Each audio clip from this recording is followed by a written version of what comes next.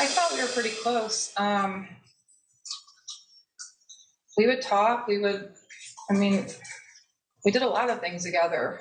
I trusted him, and I felt like I had an open door and he can come to me about anything.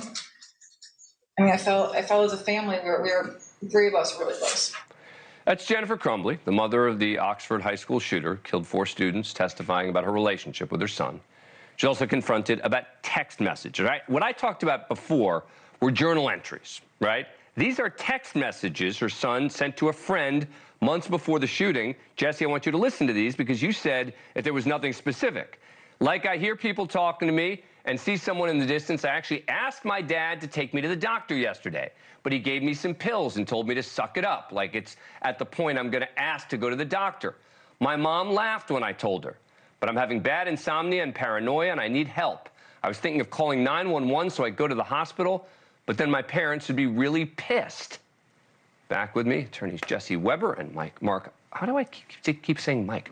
Mark Eiglarsh. I think it's the I in Eiglarsh. It is. Mark, it is. it's like a tongue twister. Yeah. Mark, I've known Mark for years. We're friends, and I can't even say the guy's name right.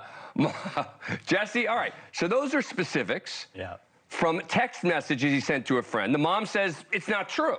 She also didn't get those messages. Right, but he's saying he talked to his mother. Correct, and she's saying that never happened. That never happened. Now, wouldn't it have been great to have Ethan Crumbley testify about what's happening? Not going to happen. Look, at the end of the day, the jury's going to have to believe, is she telling the truth or not? It all comes down to credibility, as we talk about with every witness. But I think it's consistent with what she said before. The idea was that she said she never got other information from the school. The school was saying that he wrote things about that his family, about problems with his family. The school never told her. She said, if I cared about his grades, I talked to him all the time. If you believe that narrative, it would be consistent that she would have, if she really thought there was a problem, she would have done more. I'm not here to defend Jennifer Crumbley. I'm just saying I thought she did good today, and her narrative made sense to me, at least. I'm going to be open to cross-examination. All right, I want to play one more piece of sound. This is number 19. This is her.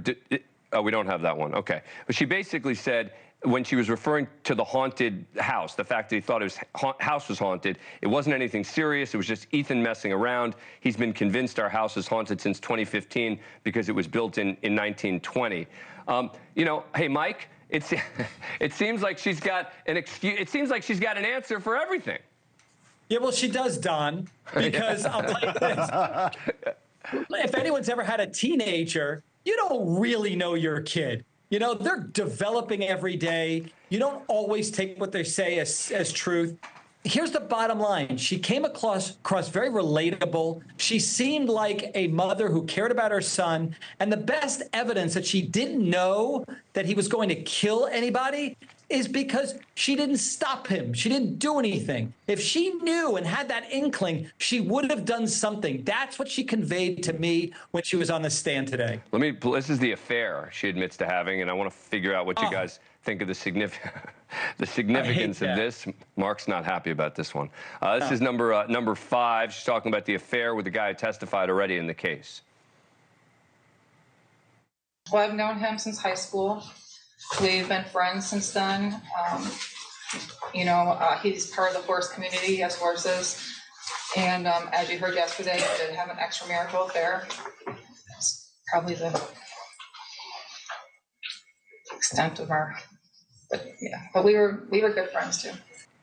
Prosecutor saying basically she was too preoccupied. Yep. That basically, she was so worried about her own life. She completely ignored the warning signs. I don't think it's that relevant. I don't think that's that strong. I actually think it's also the same thing about, she ran away, she escaped, she was hiding out from law enforcement. Even if you accept that. I went in on this one. I just don't think that's what the jury's going to decide it on. Go ahead, Mark. I like this. I want in. That was the softest way of saying, I don't think it's that relevant. It's completely irrelevant. It's grossly prejudicial. It's enough that they're saying that you could have stopped your son from killing kids. Brought it up. Now you have to defend yourself against an affair and talk about that. That is so prejudicial, and any value is outweighed by the significant prejudicial effect. Yeah, the defense brought it up, though. Yeah, they didn't think there was a danger in it. Yeah. And they're like, we're not hiding from her. She might be an adulterer. She might be a bad mom. She's not guilty of involuntary. Well, they're not even admitting she was a bad mom. She's saying she was a good mom. Well, sort of, a little bit. I mean, I think she said she didn't regret anything. Right. But That's same the time? tough part here, Yeah. right? Well, That- I guess, yeah. I don't know. I mean, I'm sure. The fact that she doesn't want to admit it, they could say, Right. well, she's in denial. They could give other reasons. I don't All right, think well, that's look, we'll see how the cross-examination goes. Thank you for watching. Go to newsnationnow.com to find News Nation on your cable provider.